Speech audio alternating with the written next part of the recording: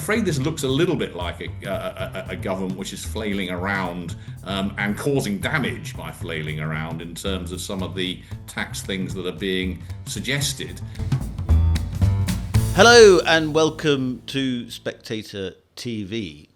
Let's talk about our cover piece this week, which is by the brilliant Michael Simmons, our economics editor, and it's called The Coming Crash, I should say. We've been talking about coming crashes for some time. It's still coming. So I'm delighted to be joined by Michael and Paul Johnson, who is provost of Queen's College, Oxford. And Michael, I think before you wrote this piece, or after you wrote this piece, Labour they've wrong-footed you because they're going to charge national interest to landlords, which is going to solve all of Britain's economic problems. Exactly. And address the coming crash. Well, I wouldn't say they've wrong-footed me. I think I address exactly this in the piece. I mean, fundamentally, the reason why some people think that, a crash is coming is because our fiscal position is totally unsustainable. As Paul has outlined in his former role as head of the Institute for Fiscal Studies. Essentially, we just do not bring in enough revenue for all the things we spend. Hence why we've got into this debt problem. And one of the people I interviewed for the piece is somebody that used to be a Treasury official.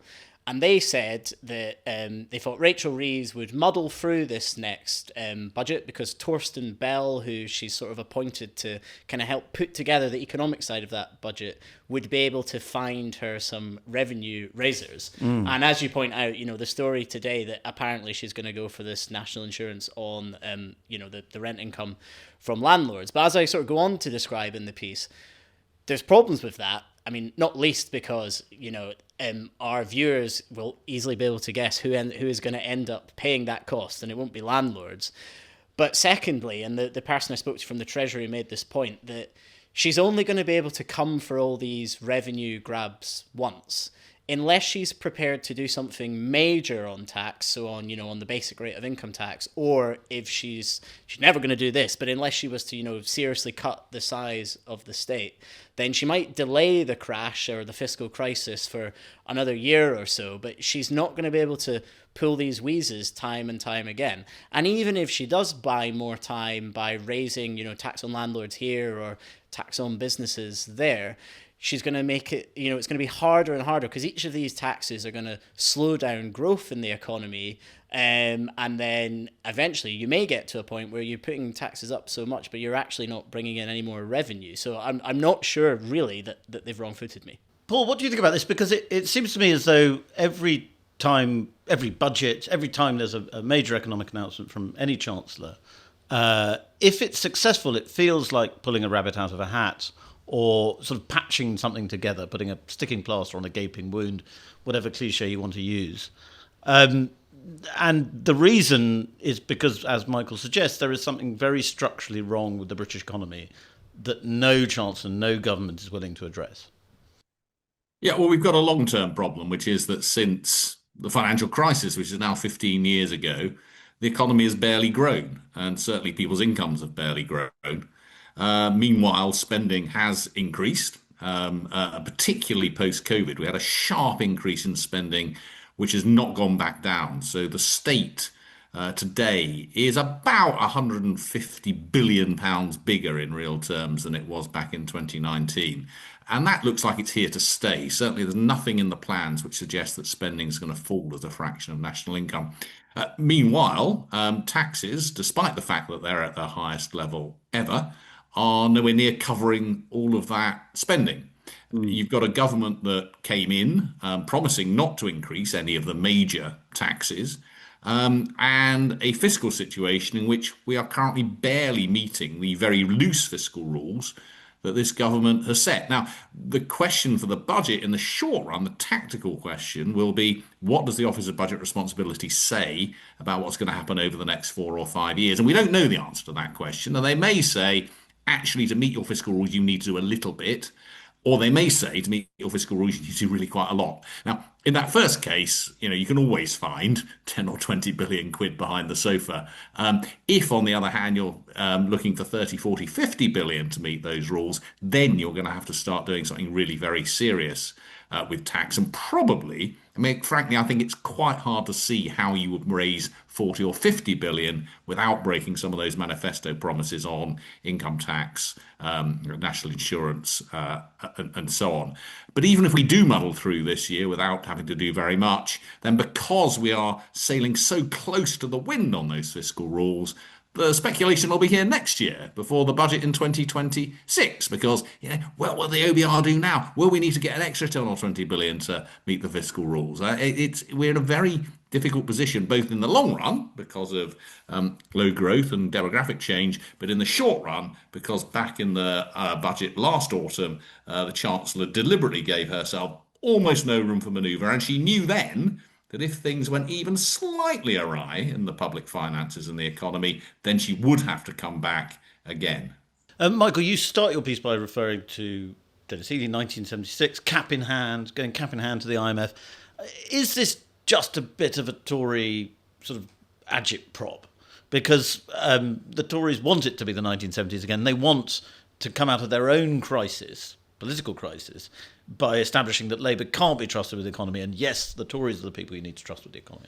Well, it's certainly, I think you correctly identified what the Tory strategy is, right? I mean, nobody's listening to the Conservatives on almost any other policy issue right now. And they want to present themselves as the party that's prepared to tell fiscal hard truths, as their only strategy sort of for survival. I think on the IMF point, though, it's fair to say, the people that have made these comments suggesting we might be in a bailout are not people that are, signed card-carrying members of the Tory party. I mean, I think the person that initially made the comments was the director of the National Institute of Economic and Social Research, which is very much, it's not a Tory think tank. So serious people, have been suggesting that. And obviously the Tories have jumped on the bandwagon with that. I think there are problems with that as a conservative strategy going into the next election, not least because one of the main problems why we're in such an unaffordable position is the triple lock on pensions, which of course is a conservative policy. And the point I keep putting to conservative shadow ministers is how can you really, if you ask them if they're serious about cutting the state so that we can get into a healthier fiscal position, as they say they are, surely that means going after the pensioners as well. And the answer comes back from the leader, Kemi Badenoch, that our focus is on working age benefits. Now, that's obviously a huge problem as well, and I would welcome working age benefit bill being cut. But if you're not going to touch pensioners at all, then I don't think you're going to get anywhere near close to solving this problem. So I feel like if the Tories really are going to take this as their strategy, they should do it fully and properly and go all in or not bother at all. Are you suggesting that Kemi Badenoch doesn't have a very firm grasp of economics? Yeah, you might want to put it like that. I think it's perhaps more cynical than that in that. Right. They're trying to do two things at once, right? They're following that electoral rule of never take anything away from the pensioners because they're the only ones that bother to vote, but also will try and be fiscally responsible. Well, they're going to find out that that's not possible. They're not going to be able to do both. Paul, and as Michael says in his piece, one of the big stories of recent days has been that British gilt yields are now higher. 30, is it the 30-year?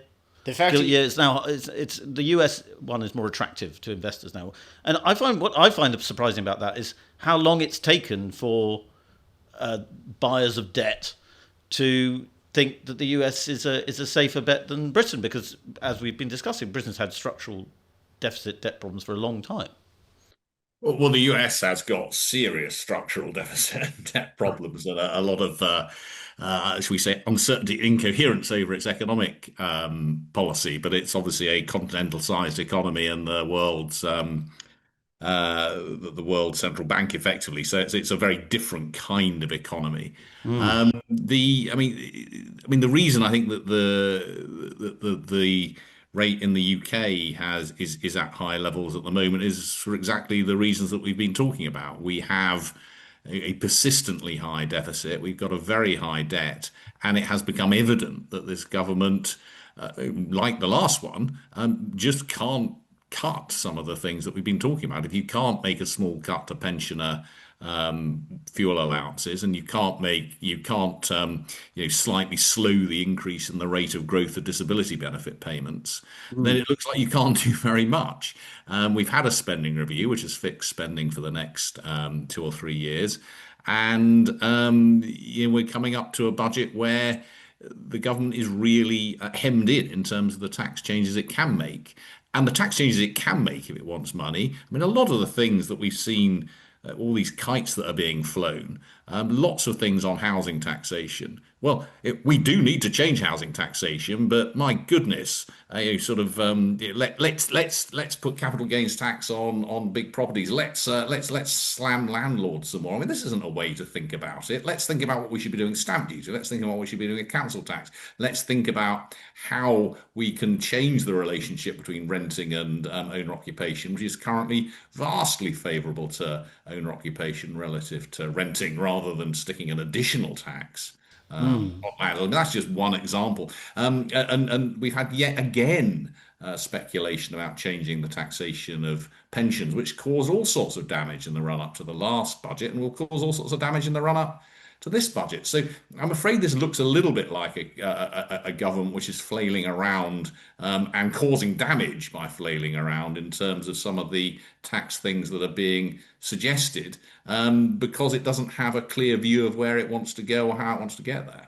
And it looks a little bit, to me anyway, as though, sticking with you, Paul, that when Labour are feeling panicked about the economy, Rachel Reeves and Keir Starmer will discuss something, they'll have a meeting, and they'll come out and they will double down. I think this is what's going on with the landlords this week. They will double down on what Tories would call the politics of envy.